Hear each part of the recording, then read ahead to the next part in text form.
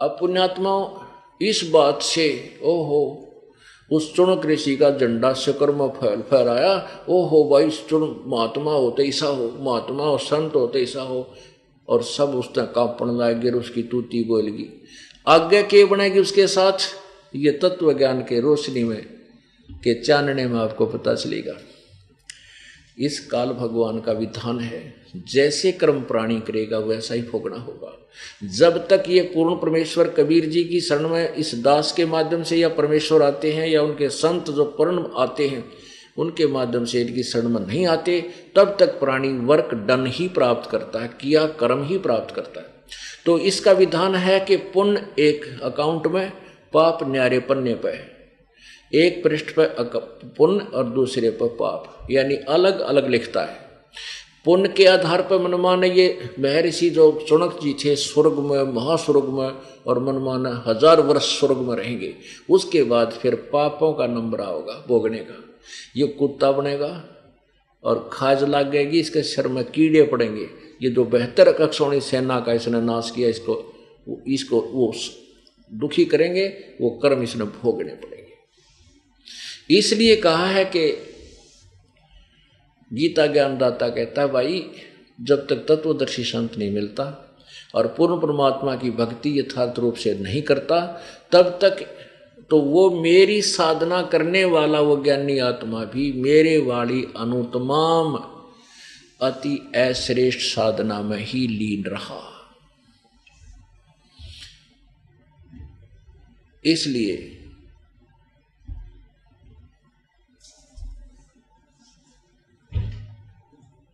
अब हमने इस ज्ञान को समझना है इस दृष्टिकोण से। अब गीता ज्ञान दाता ये ब्रह्म है और ये स्वयं भी कहता है कि मैं भी उसी पूर्ण परमात्मा की शरण में हूं, मेरा पूज्य देव भी वही है। यदि यहाँ 7वें अध्याय के 18वें श्लोक के अनुत्तम शब्द को उनके दृष्टिकोण से ये माने कि समास में ये अति उत्तम हो जाता है, वो भी बात नहीं जचती। कैसे? गीता ज्ञान दाता कहता है कि मेरा पूज्य देव भी वही परमात्मा है जिसने सभी ब्रह्मांडों की रचना की है और मैं भी उसी की शरण में हूं। अब इन्होंने और अनुवाद गलत कर रखा है, वो दिखाता हूं आपको। ये देखिएगा श्रीमद् भगवत गीता,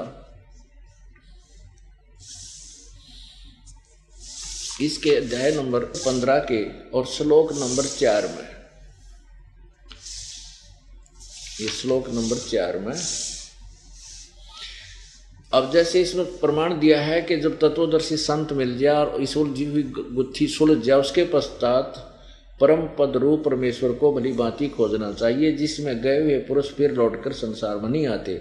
और जिस परमेश्वर से पुरातन संसार वृक्ष की परिवर्ती विस्तार को प्राप्त हुई है, उसी आदि पुरुष नारायण के मैं शरण हूँ। इस प्रकार दृढ़ निश्चय करके उस परमेश्वर का मनन और निधि ध्यान करना चाहिए। इसमें स्पष्ट है, गीता ज्ञानदाता कह रहा है कि वो अपने विषय में 4थे अध्याय के 5वें श्लोक में कहा कि अर्जुन तेरे और मेरे बहुत जन्म हो चुके, तू नहीं जानता मैं जानता हूं। 9वें में कहा कि मेरे जन्म कर्म अलौकिक है। दूसरे अध्याय के 12वें श्लोक में कहा कि अर्जुन ऐसा नहीं है कि ये सभी सैनिक और तू और मैं पहले नहीं जन्मे थे या आगे ना होंगे, अर्थात तू और मैं और ये सैनिक जन्मते मरते रहेंगे। अब दूसरे अध्याय के 17वें श्लोक में कहा कि अविनाशी तो नाश रहित तो उसको जान, जिसको मारने में कोई समर्थ नहीं, और जिससे सब ब्रह्मांडों की रचना हुई है, जिस परमात्मा ने सब ब्रह्मांडों की रचना की। तो उसी के विषय में यहाँ कहा है और यहाँ ये कहा कि मैं भी उसी की शरण में हूँ। आगे देखियो 18वें अध्याय के 64वें श्लोक में कहा है कि अर्जुन मेरा पूज्य देव भी वही परमात्मा है। अध्याय नंबर 18 का और श्लोक नंबर ये 63 पढ़िए पहले। अब 18वां अध्याय अंतिम अध्याय है और ये 61, 62, 63 लास्ट अंतिम श्लोक चल रहे हैं। इनमें ये कह दिया 18वें अध्याय के 63वें श्लोक में कहा कि अर्जुन ये गीता का ज्ञान मैंने तुझे बता दिया। अब जैसे तेरी समझ में आवे तू ऐसे कर ले। मेरी शरण में रहना है तो उठा लठ, उठा हथियार, युद्ध कर। भाई जैसे कर्म करेगा वो फल तुझे मिलेगा। और जन्म मृत्यु तेरी भी होगी, मेरी भी होगी। जैसे कर्म, ये सब प्राणियों की योनियों में भी जाना पड़ेगा। यदि तुझे पूर्ण मोक्ष चाहिए सदा के लिए, तो कभी जन्म मृत्यु नहीं होगी, तो उस तत्वदर्शी संत की खोज कर और उस परमेश्वर की, उसके माध्यम से बताए ज्ञान से उस परमेश्वर की शरण में जा। अब कहते हैं कि ये गीता का ज्ञान अति गुप्त से गुप्त यू ज्ञान मैंने तेरे ताई बता दिया। अब जैसी तेरी समझ में आवे यूं कर ले। फिर 64 में फिर कह है कि एक और गुप्त बात बता दूं कि वो मेरा भी पूज्य देव है, जिसके विषय में मैंने 18वें अध्याय के 62वें श्लोक में कहा कि तू सर्वभाव से उसकी शरण में जा। वो मेरा भी पूज्य देव है, मैं भी उसकी पूजा करता हूं। यहां देखिए ये 63 है। इस प्रकार यह गोपनीय से यानी गुप्त से गुप्त, अति गोपनीय, गोपनीयों से भी अति गोपनीय यह गीता ज्ञान, गीता वाला ज्ञान, यह ज्ञान मैंने तुझे कह दिया। अब तू इस रहस्य युक्त ज्ञान को पूर्णतः भलीभांति विचार कर, जैसे चाहता वैसा कर। अब 64 में कहा कि एक और गुप्त से गुप्त बताऊं। वैसे जब एक गुप्त बताई दिया थी गुप्त, और दूसरा गुप्त क्या है ये देखो। सर्व गुहतमम भूय शरणों में परमम वचः इष्ट असी में दृढ़म इति तत्वक्ष्यामि ते हितम। ओह, अब इसका लिंक इस 62वें श्लोक से है। ये देखो 18वें अध्याय का ये 62वां श्लोक है। हे भारत, सब प्रकार से उस परमेश्वर की शरण में जा। उस परमात्मा की कृपा से ही तू परम शांति और सनातन परम धाम को अर्थात सतलोक को प्राप्त होगा। सनातन यानी शाश्वत, सदा रहने वाला, सबसे पुरातन, और परम धाम माने सतलोक, शाश्वत स्थान यानी सदा रहने वाले उस स्थान को यानी सतलोक, अविनाशी स्थान को प्राप्त होगा।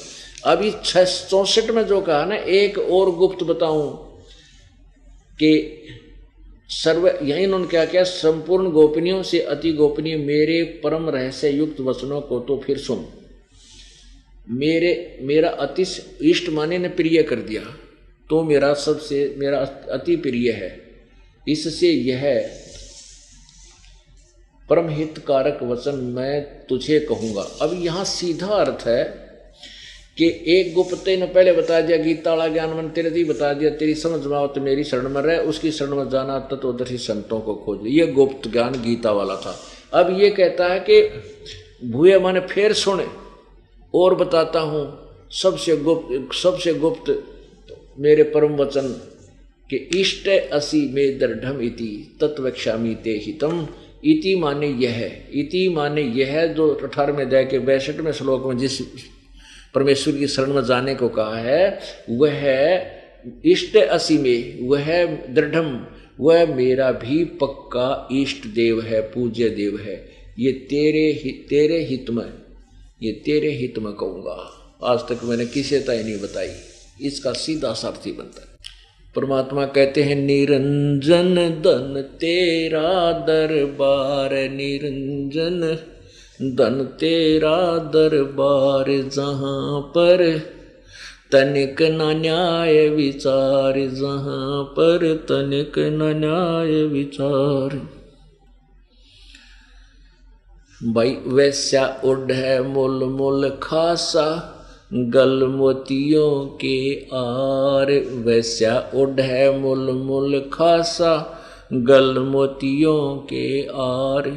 पति भरता को मिले न खादी व सूखा, नरस आहार निरंजन धन तेरा दरबार, निरंजन धन तेरा दरबार, जहां पर तनिक न न्याय विचार। भाई पाखंडी की पूजा जग में संत को कहें लबाड़, पाखंडी की पूजा जग में संत को कहें लबाड़। अज्ञानी को परम विवेकी, ज्ञानी को मूढ़ गंवार, निरंजन धन तेरा दरबार, निरंजन धन तेरा दरबार, जहां पर तनिक न न्याय विचार। कह कबीर सुनो भई साधो सब उल्टा व्यवहार। कहे कबीर सुनो भई साधो सब उल्टा व्यवहार। ये सच्चों को तो झूठ बताओ, इन झूठों का एतबार। निरंजन धन तेरा दरबार, निरंजन धन तेरा दरबार। जहाँ पर तनिक न न्याय विचार, जहाँ पर तनिक न न्याय विचार। कह कबीर सुनो भई साधो सब उल्टा व्यवहार। कहे कबीर सुनो भई साधो सब उल्टा व्यवहार। सच्चों को तो झूठ बताओ, इन झूठों का एतबार। निरंजन धन तेरा दरबार, निरंजन धन तेरा दरबार। आज से 600 वर्ष पहले परमात्मा माथे माथ मार के कहा करते रहे, ज्योति निरंजन ब्रह्म काल तन जुल्म कर रखा है। धन है तेरा यो दरबार, धन है तेरे ये नकली संत मैं ऋषि ये ढूंढा ठारे। यहाँ पर तनिक नहीं न्याय विचार, कोई भी ऐसा काम नहीं जो नेक हो। कहते हैं वैश्या ओड्डा बुलबुल खासा, और गड़मोतियों के हार, और पतिव्रता को मिले ना खादी, सूखा नरस आहार। निरंजन धन तेरा दरबार। यानी जितने खोटे कर्म करेगा यहाँ तूणा प्रफुल्लित होता दिखेगा, और नेक नीति जो चलेगा वो कति उबर नहीं सकता। क्यों नहीं उबरता? क्योंकि उस उबरने वाली शक्ति से मेल नहीं हो रहा है उसका। ना तो नेक नीति वाला तो उबरना चाहिए। फिर क्या कहते हैं कि पाखंडी की पूजा जग में, ओह संत न कह लबाड़। अब दिखाऊं थोड़ी सी झलक आपको एक पाखंडी की।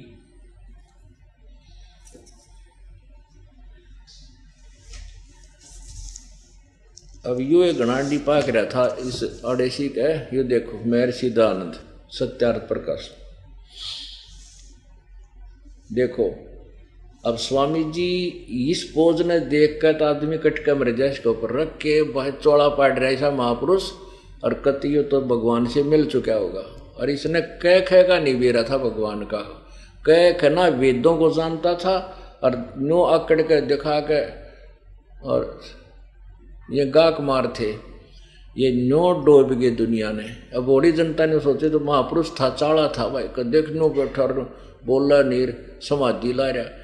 और अब इसकी एक झलक दिखाता हूँ। इन्होंने परमेश्वर के बारे में क्या बोला, और फिर इनका क्या ज्ञान था। थोड़ा सा वेदों से तुलना कर दूंगा, आपको पता चल जाएगा कि सच्चों को तो झूठ बताओ, इन झूठों का एतबार नहीं, धन तेरा दरबार। अब देखिएगा ये सत्यार्थ प्रकाश है, कहाँ से प्रकाशित है? आज सत्यार्थ प्रकाश है महर्षि दयानंद सरस्वती कृत, वैदिक यतिमंडल प्रकाशक है, वैदिक यतिमंडल दयानंद मठ दीनानगर पंजाब से। और छपा कहाँ से है? ये है मुद्रक आचार्य प्रिंटिंग प्रेस, दयानंद मठ गोहाना मार्ग रोहतक है। अब 11वां समोल्लास देखो, इसका 11वां समोल्लास।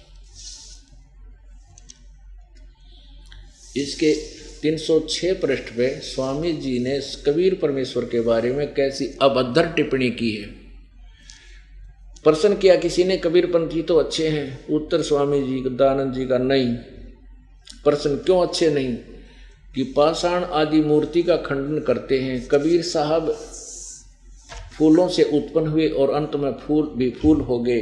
ब्रह्मा विष्णु महादेव का जन्म नहीं था तब भी कबीर साहब थे बड़े सिद्ध। जिस बात को वेद पुराण नहीं जान सकता उसको कबीर जानता है। सच्चा रास्ता है सो कबीर ही ने दिखलाया है। उत्तर इस इनका मंत्र सतनाम कबीरादि। उत्तर स्वामी दयानंद जी का कि पाषाण आदि तक छोड़ वह पलंग तक, पाषाण माने पत्थर, पत्थर पूजा तो को छोड़ तू, वो तो कबीर पंथी तो कबीर साहब तो छोड़ पलंग गद्दी तकिए खड़ाऊं और ज्योति, ज्योति यो हवन जो हम करते हैं ना जो जगह वहाँ देसी घी की, इस दीप को कहते दीप आदि का पूजन क्या पाषाण मूर्ति से न्यून नहीं, यानी पत्थर मूर्ति से भी घटिया है। जो हम हवन करते हैं ज्योति लगाते हैं इसको अब जैसे जिस परमात्मा तय जिस संत से एक दुखी आदमी को राहत मिल जाए, जो कितना भी ना मिलियो, अंतिम सांस गिन रहा हो, और उसने उस आशीर्वाद से या उसकी जैसे भी कृपा से वो स्वस्थ हो जाए, तो फिर वो जो भी उस महापुरुष के कहीं तकिया हो, खड़ाऊ हो, जूते हो, माथा गलाओगे हैं, और ऐसे मोक्षदायक ऐसा ज्ञान देने वाले संत को तो शिरोधार्य सवते करता है श्रद्धालु। यो उनको भी नकारा कर रहा है, इन्हों का छोड़ वो तो पलंग तकिए हैं, और इनकी पूजा करें और दीप लावें, जोत जगाओ। और आप हवन के बारे में 100 जगह कह रखे हवन करो। हवन का केवल प्रारूप बदला है। ये हवन करते थे लकड़ियाँ के ऊपर घी गिर कर स्वाहा स्वाहा डूंडा ठहरते। अब लकड़ियाँ का धुआं उस घी ते भी घना 100 ग्राम घी नहीं गिरते, लकड़ी गिर लेते उसमें किलो पक्की, वो धुआं पर कार्बन डाइऑक्साइड ज़्यादा बनाती। अब 100 ग्राम आप रुई में 1 क्विंटल घी ने हवन कर सकते हो, और कार्बन डाइऑक्साइड उसकी तो होए कोई ना, लेकिन उसमें घी डालता रहे, जोत जले नहीं जल्दी से, जिसमें घी प्रॉपरली चलता रहे। तो ऐसे परमात्मा ने ये सिंपल सा हवन बिल्कुल जनसाधारण कर सकता है, और इसमें प्रदूषण कम और बेनिफिट गना। तो इस दीप हमारे तय दीप की भी निंदा कर रखी, जोत लान की, हवन की भी, अराप हवन की गुण गावे। यानी इसने ठेका ले रखा था बकवाद करने का कि सच्ची तो माननीय को ना किसी की, और अपनी झूठ को ऊपर रखना ही रखना। बतेरे दिन रख गया, अब यह सारी समाप्त हो जाएगी। अब देखो, क्या कबीर साहब बनूंगा था जो कलियां हो, था जो फूल से उत्पन्न हुआ और अंत में फूल हो गया। अब क्या कहते हैं, यही बात सच्ची होगी। यह जो बात सुनी जाती है वही सच्ची होगी कि कोई जुलाहा काशी में रहता था, उसके लड़का बाला नहीं था। एक समय थोड़ी सी रात्रि थी, बाजार में चला जाता था तो देखा सड़क के किनारे में एक टोकरी में फूलों के बीच में उसी रात का जन्मा बालक था। वह उसको उठा लेगा, अपनी स्त्री को दे दिया, उसने उसका पालन किया। जब वह लड़का बड़ा हुआ तो जुलाहे का काम करता था। किसी पंडित के पास संस्कृत पढ़ने के लिए गया, उसने उसका अपमान किया, कहा कि हम जुलाहे को नहीं पढ़ाते। इस प्रकार कई पंडितों के पास फिरा, परंतु किसी ने न पढ़ाया। तब ऊट पटांग भाषा बनाकर जुलाहे आदि नीच लोगों को समझाने लगा। अरे तेरा गजब, तंबूरे लेकर गाता था, भजन बनाता था। विशेष पंडित शास्त्र वेदों की निंदा किया करता था। कुछ मूर्ख लोग उसके जाल में फंस गए। मर गया जब उसको लोगों ने, तब उसको सिद्ध बना दिया, और जो उसने जीते जी बनाया था उसको उसके चेले पढ़ते रहे। अरे तेरा गजब ओए होए, लाल को कौड़ी बतावे भांग पीनी है। और भी देखो आगे दिखाओ इसके कमाल। अब क्या ये 7वें अध्याय का, ये देखिएगा 7वां अध्याय जहाँ से प्रारंभ होता है। अब इसके 4 सिद्धांत 5 मिनट में फेल कर हो जाएंगे। आप ध्यान से सुनना पुण्यात्माओं, कि जब तक हमने इन नकली ऋषियों और गुरुओं की पोल का नहीं पता होगा तब तक हमारा हृदय इनसे हट नहीं सकता। हृदय जब हटेगा, जब आँखें देख लेंगे छिपकली दूध में पड़ी हुई, फिर उन्हें छुआ भी कोई नहीं आदमी, रब मर जाएंगे आग लगे से दूध के। तो अब यह छिपकली दिखाओगा दास साहब को, दूध में, इनके दूध में छिपकली है, ये इनों के मोटी मलाई है। अब देखो, ये 7वां समोल्लास है। इसमें किसी ने प्रश्न किया कि वेद में ईश्वर अनेक, इस बात को तुम मानते हो वा नहीं? उत्तर स्वामी जी का कि नहीं मानते, क्योंकि चारों वेदों में कहीं नहीं लिखा है जिससे अनेक ईश्वर सिद्ध हों, किंतु यह तो लिखा है कि ईश्वर एक है। अब यहाँ एक विचारणीय विषय है, ध्यान देना पुण्यात्माओं। इसी सत्यार प्रकाश के प्रथम समोल्लास में ये क्या लिखते हैं, ये देखिए प्रथम समोल्लास 15 पृष्ठ पे यहाँ लिखा है कि सबसे बड़ा होने से ईश्वर का नाम ब्रह्म है, यानी ब्रह्म को हो चाहे ईश्वर को हो, इन्हीं की दृष्टि में ईश्वर का नाम ब्रह्म है। ठीक है। अच्छा, यहाँ किसी ने पूछा कि वेद में 151 पृष्ठ पर शटार्ट में, वेद में ईश्वर अनेक है, यानी ब्रह्म अनेक है, इस बात को तुम मानते हो वा नहीं? उत्तर स्वामी जी कहते हैं दानव जी नहीं मानते, क्योंकि चारों वेदों में कहीं नहीं लिखा इस जिससे अनेक ईश्वर यानी अनेक ब्रह्म सिद्ध हों। यहाँ स्वयं कहते हैं सबसे बड़ा होने के कारण से ईश्वर का नाम ब्रह्म, ईश्वर कहो चाहे ब्रह्म कहो। तो यहाँ कहते हैं वेद में कहीं नहीं लिखा जो अनेक ईश्वर यानी ब्रह्म सिद्ध हों, और अब पे सिद्ध करने लाग रहा और तरह के जो भैया। यहाँ देखो 154 पे किसी ने प्रश्न किया 7वें समोल्लास का 154 पे कि ईश्वर निराकार साकार है व निराकार। स्वामी जी कहते हैं निराकार। यहाँ देख 154 पे कह रहा है निराकार, 155 पर साकार सिद्ध कर रहा है। क्या है कि परमेश्वर की स्तुति प्रार्थना उपासना करनी चाहिए व नहीं। उत्तर स्वामी जी की करनी चाहिए। प्रश्नकर्ता कहते क्या स्तुति आदि करने से ईश्वर अपना नियम छोड़ स्तुति प्रार्थना करने वाले का पाप छुड़ा देगा यानी पाप नाश कर देगा? स्वामी जी कहते नहीं। तो फिर प्रश्नकर्ता कहते फिर स्तुति प्रार्थना किस लिए करें, क्यों करें करना? स्वामी जी उत्तर देते हैं उनके करने का फल अन्य ही है। प्रश्नकर्ता ने कहा क्या फल है फिर? तो स्वामी जी कहते हैं स्तुति से पाप तक कटे नहीं, साधना से। स्तुति से ईश्वर में प्रीति, उसके गुण कर्म स्वभाव से अपने गुण कर्म स्वभाव का सुधरना, प्रार्थना से निरभिमानता, उत्साह से सहाय का मिलना, और उपासना से परब्रह्म से मेल और उसका साक्षात्कार होना।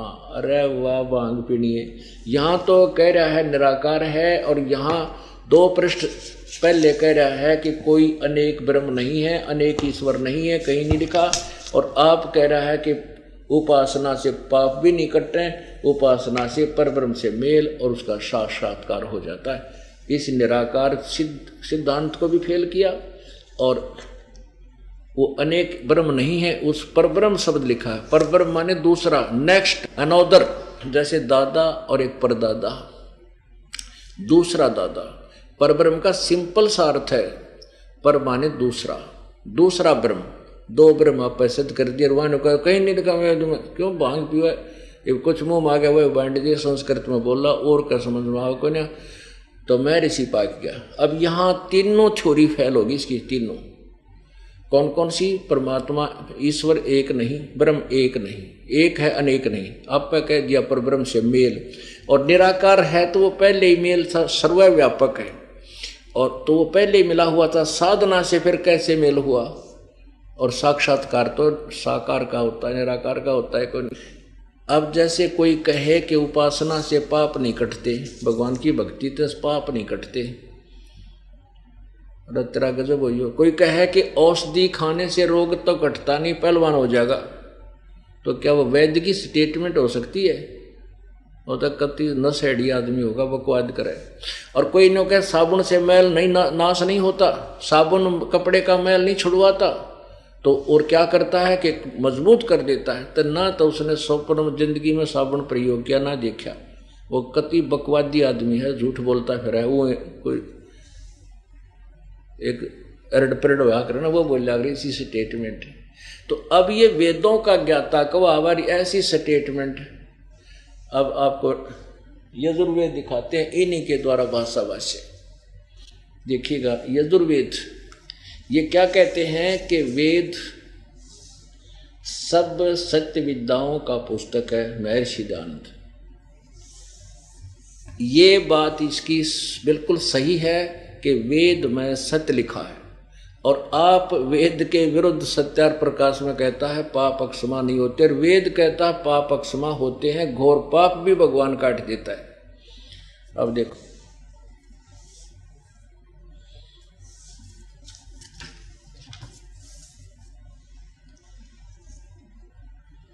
प्रकाशक है सर्वदेशी कार्य प्रतिनिधि सभा 2/5 महर्षि दयानंद, रामलीला मैदान, नई दिल्ली। अब आर्य भाषा भाष्य यजुर्वेद का संपूर्ण 40 अध्याय किसने किए? महर्षि दयानंद सरस्वती कृत। अब देखो 8वें अध्याय का और तेरे की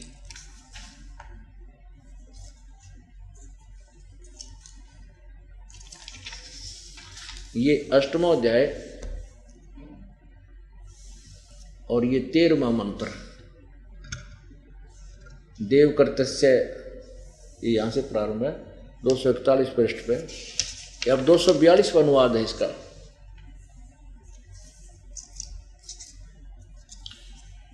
ये सबके उपकार करने वाले मित्र, मित्र माने परमात्मा। अब ये भी सिद्ध करना पड़ा, क्योंकि ये भ्रमित करने वाले जो लोग हैं ये इस सच्चाई को दबाना ही चाहते हैं कि थारी पोल पाटेगी और बात बिगड़ेगी। इस स्वामी दयानंद जी ने खुद लिखा है प्रथम समोल्लास में कि परमात्मा, मित्र नाम परमात्मा के लिए ही प्रयोग होता है। ये देखो, ये प्रथम समोल्लास पृष्ठ नंबर ये 18 पे, जो सबसे स्नेह करे और सबको प्रीति करने योग्य है वह परमेश्वर सबका सच्चा मित्र है। इससे परमेश्वर का नाम मित्र है। तो यहाँ क्या सिद्ध होता है कि हे सबके उपकार करने वाले मित्र अर्थात परमेश्वर, हे सबके उपकार करने वाले मित्र अर्थात हे परमेश्वर, आप दान देने वाले के, एन से माने अपराध के यानी पाप के, एन से माने पाप भी होता है, इसने खुद लिखा पाप, क्योंकि ये बिचला लेते हैं। एन से माने अपराध को चाहे पाप को हो, अपराध पाप के विनाश करने वाले हो, दान देने वाले के पाप को नाश कर देते हो, और साधारण मनुष्यों के किए हुए अपराध के, एन से माने अपराध के अवजन्म नाश करने वाले हो, असी माने हो। पिता के किए हुए एन से विरोध आचरण नहीं, पाप के, अपराध के नाश करने वाले हो, अच्छी प्रकार हरने वाले हो। आत्म करते से अपने किए हुए, एन से माने पाप के, अवजन्म माने दूर करने वाले, असी माने हो। अन से अधर्म के अधर्म अर्थात घोर पाप को भी अवजन्म नाश करने वाले हो। जो विद्वान जानता हुआ मैं जो कुछ भी धर्म आचरण किया करता हुआ करूं, अधर्म आचरण, अधर्म यानी पाप, अनजान मैं जो कुछ भी किया करता हुआ करूं, उस सब, एन से माने दुष्ट आचरण नहीं, सब पाप को अवजन्म माने दूर करने वाले यानी नाश करने वाले, छुड़वाने वाले, क्षमा करने वाले आप हैं। अब पुण्यात्माओं वेद को ये सत्य मानते हैं और वेद कह रहा है ये घोर पाप ने भी काट दिया परमात्मा, और स्वामी जी कह रहे हैं कि नहीं, उपासना से पाप अक्षमा नहीं होते। अरे वाह, जय हो बंदी छोड़ की। निरंजन धन तेरा दरबार, निरंजन धन तेरा दरबार, जहां पर तनिक न न्याय विचार। पाखंडी की पूजा जग में संत को कहें लबाड़। परमात्मा ने गए उठ पटांग गाया करता, तंबूरे लेकर बांधा करता, और उसने जो बनाए जिंदा जी उसको पढ़ने लागे उसके अनुयायी। अरे तेरा गजब भाई, उस अमृतवाणी को तो ये नो कहे कि वो तो उठपटांग गाया करता रही। सारा सत्यार प्रकाश में जो देखा हमने केवल रखा इसने अमृतवाणी। पाखंडी की पूजा जग में संत को कहें लबाड़े, अज्ञानी को परम विवेकी, उस ज्ञानी को मूड गंवार। निरंजन धन तेरा दरबार, निरंजन धन तेरा दरबार। कह कबीर सुनो भाई साधो, या सब उल्टा व्यवहार। कह कबीर सुनो भाई साधो, सब उल्टा व्यवहार। सच्चों को तो झूठ बताओ, इन झूठों का एतबार। निरंजन धन तेरा दरबार, निरंजन धन तेरा दरबार। सत साहिब परमपिता परमात्मा सारी